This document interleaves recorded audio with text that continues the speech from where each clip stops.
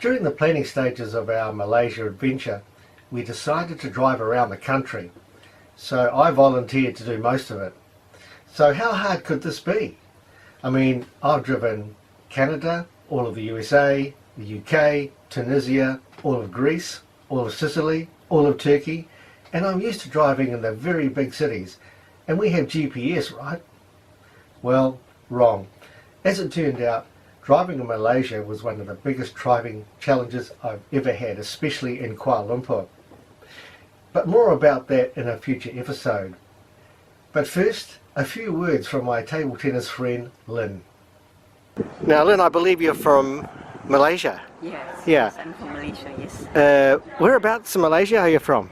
Actually, I was born in Malacca. And is that a good place to visit? Oh, yes, yes, you should. I should go there? For a visit. Yes, you should. I encourage you to go there. Yeah.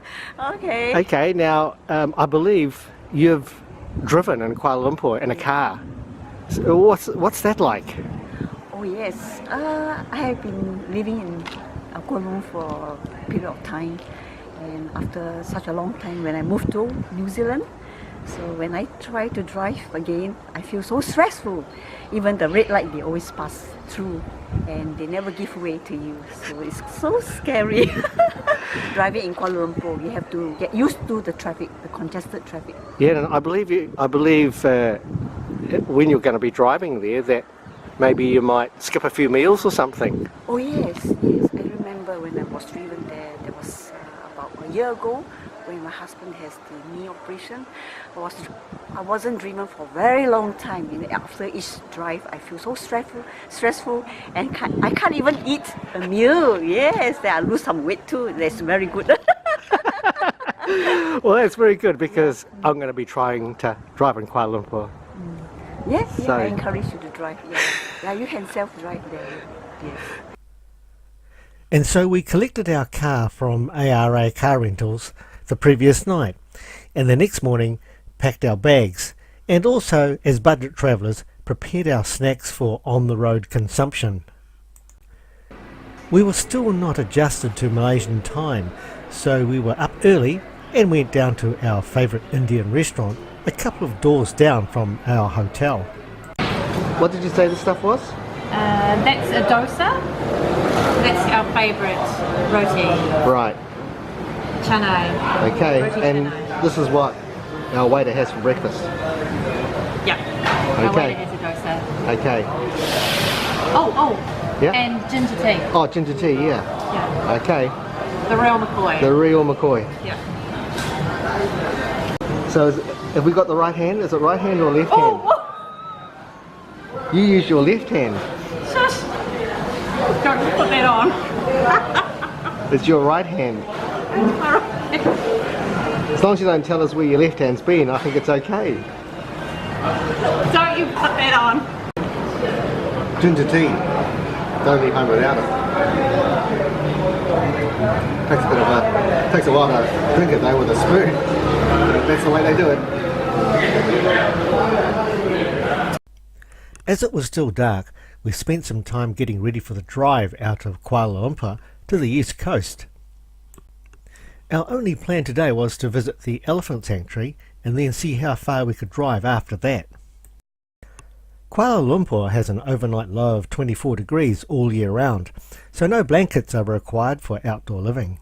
And we're on our way. Cheese! Cheese! We have our car. We have liftoff. We have liftoff. And we're on our way to the elephant sanctuary today.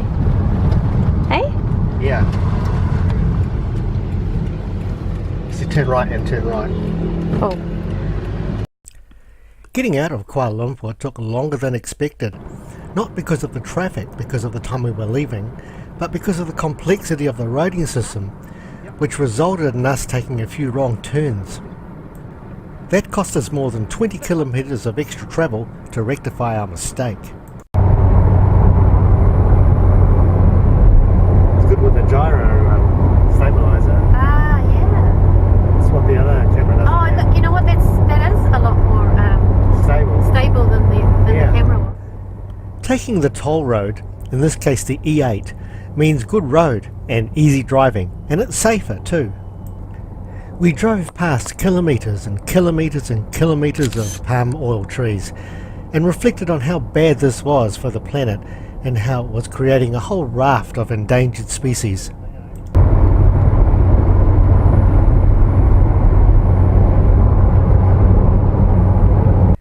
Another trap we fell into was that the elephant sanctuary was wrongly located on Google Maps.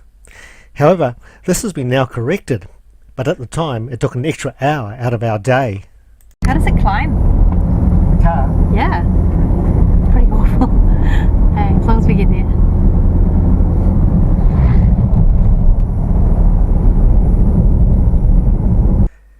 The elephant sanctuary is accessed via a local country road, which makes a nice scenic drive.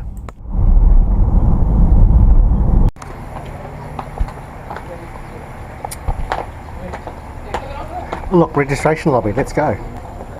Selamat. That means welcome. Selamat datang. Right. Well, so far it's been quite a good day, hasn't it? Yeah. A few excitements here and there, Yeah. a few wrong turns.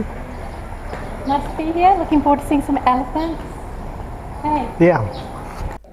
This conservation centre was established in 1989 by the Malaysian government, and there's no entrance fee, but you do have to register to get in.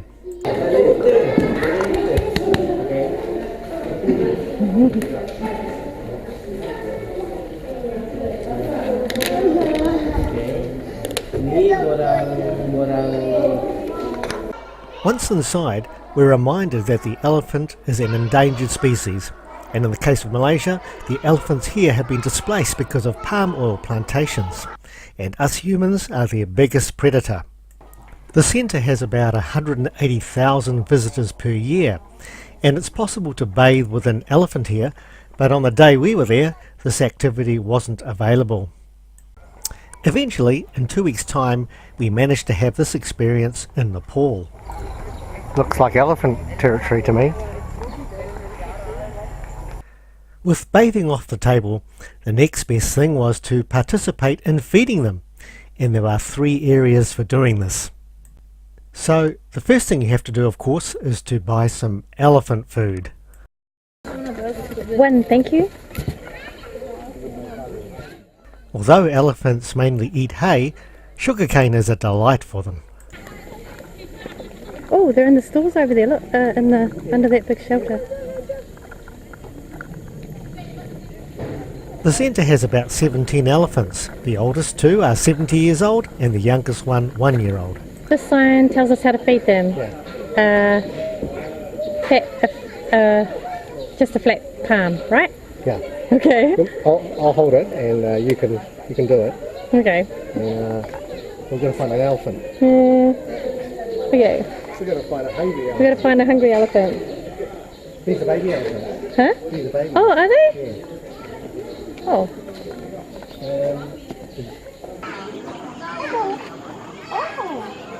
Keep going.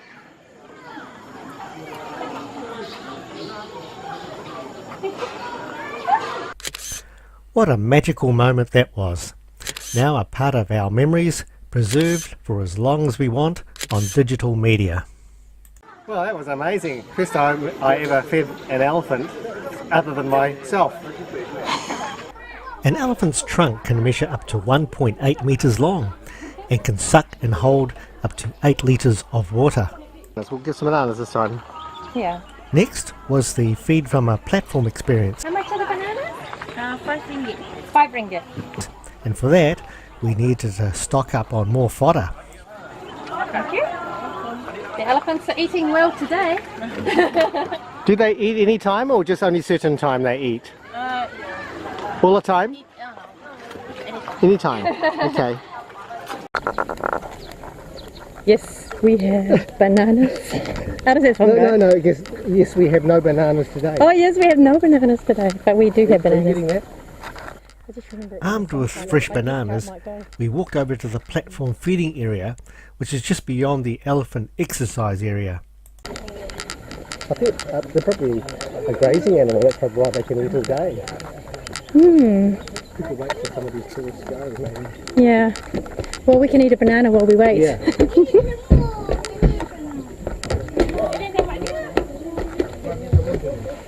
These bananas are so good. We bought them for the elephant, including myself. Here, give us one. Oh, yummy.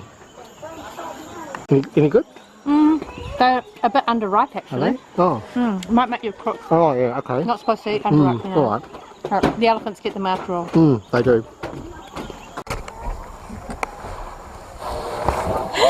A good shot or what? He's a bit tricky, isn't it? That was a bit tricky, wasn't it, sweetie? You've been a bit mean.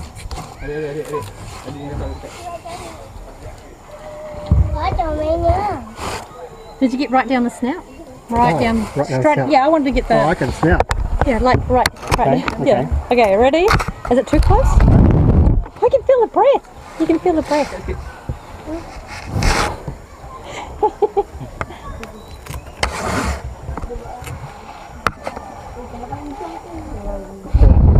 He's waiting. You're welcome. Do you want to do another one? We've got the shot. That's the shot. Yeah, that's the shot. That's the money shot. Yeah, it is. We gave some children our bananas so they could have some fun too. Yeah.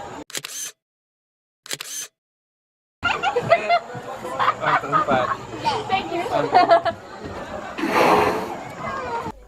For our final elephant experience for the day, we walked over to the general feeding area.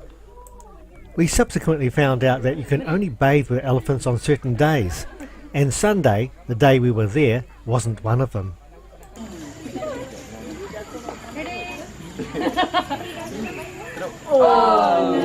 One more. Oh, okay. Try it again, try it again. Ah, you missed it. Okay, come on, come on. Oh yes, hang on. I missed it. Yeah. He's found it. Okay, I missed it. And get closer. Oh. It's really hard, eh? Yeah. Wow, that's some waterfall.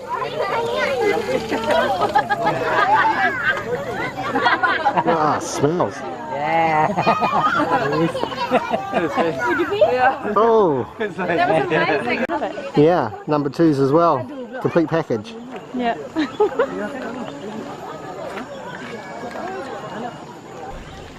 Amazing idea, looking at you.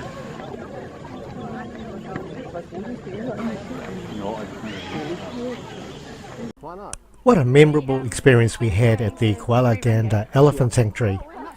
With our money shot in hand, we said our final goodbyes to our giant friends, the Malaysian elephant, with some sadness, as there are less than 1,500 of them left.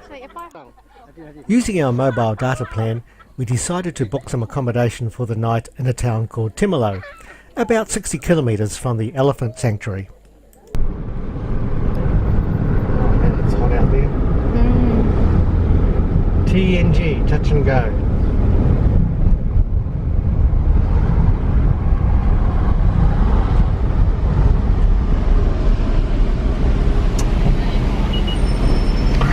And 9-10 ringgits left, eh? He's videoing it. 10 ringgit. We continued down the E8 toll road and then down Highway 98, across the Sungai Semantan River and into Temerloh. I don't think they can see. Next on the list was to experience some local tropical fruit, and we saw a number of stalls on the way into Temerloh. Langsat. Oh. Yeah, you can eat this. Oh, lovely. Okay. Nè. Get some of these. How much are they? RM4 1 kilo. Sorry? RM4 1 kilo. Oh, we don't need 1 kilo. The langsat is native to Malaysia, and the fruit has a delicate and sweet flavour. The langsat season is from July to August. Well, the whole thing. Done. The rambutan is a medium-sized tropical fruit and has a pleasant, sweet, slightly acidic taste, which resembles a mix of mangosteen, lychee and kiwi fruit. Yum. The water's really muddy, eh? Wow, it's so yellow. Oh, I see. This is a temporary bridge. Temporary bridge, yeah.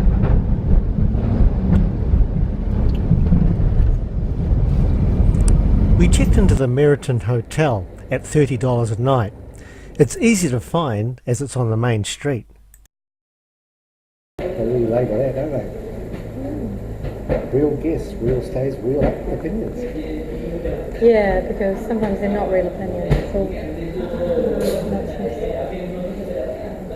It was time for a late lunch, so on recommendation of the hotel receptionist, we walked about 100 metres down the road and chose the Row 6 Temerloh restaurant. Next we hopped into our car and visited the town's main river, the Pahang. At the river lookout there were eating places and markets, but the markets were closed.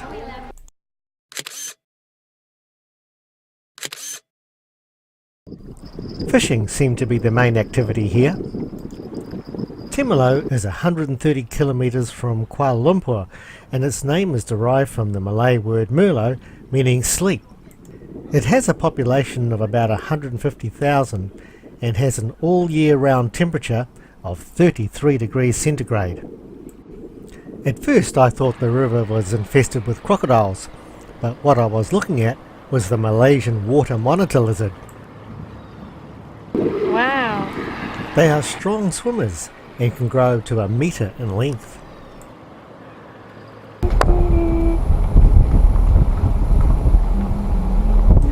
We decided to drive around the residential area to get a feel for the town. It was pretty apparent that Temerloh had prospered in recent years for various reasons, including it being a significant transport hub and providing support for tourism. Homestay. Oh, yeah.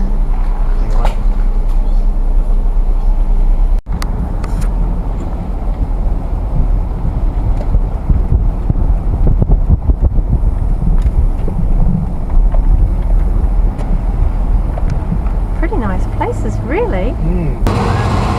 We're just filling up the car here, and we've just done about 160 k's or something. We're just filling up, and it's 7 litres, and the cost is... Can't see. Yeah. Oh, bugger. Cost us 15 ringgits, which is about $5. After that, we drove into the central city to pick up supplies and to look at the shops, and we thought it would be nice to have a beer as well. Leon, there you go. There's is that a Chinese name? Yeah. Oh, there's some material. The town is made up of 75% Malay, 15% Chinese and 10% Indian. This is not Chinatown. No, this is not Chinatown. Do you know the way to Chinatown? Turn left. Should we walk round? Yeah, okay. I'll just find a place to park.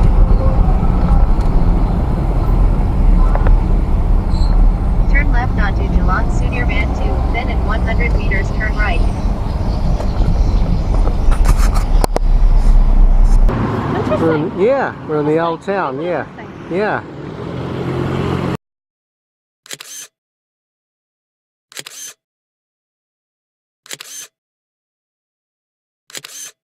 A look into the clothing shops also proved very interesting.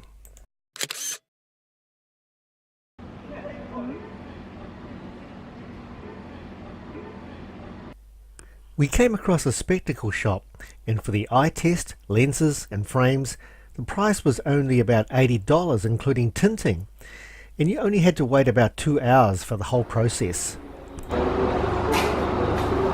Oh yeah, perfect.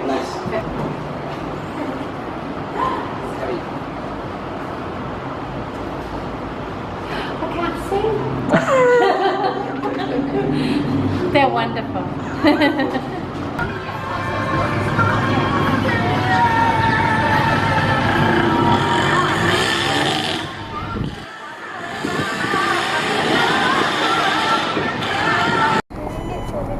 Sorry?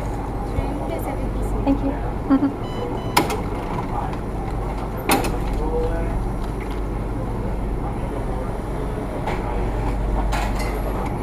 coffee beans from Brazil. Oh, yeah, look at that. Milk coffee drink. Hmm.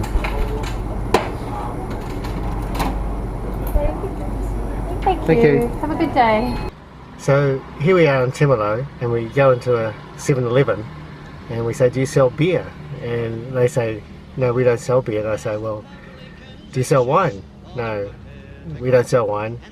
And then they say, whole town, no alcohol. So that's a good thing, because we've not found any alcoholics in this town either. Oh, what a terrible place. There's a pub with no beer. Well, strange things happen here.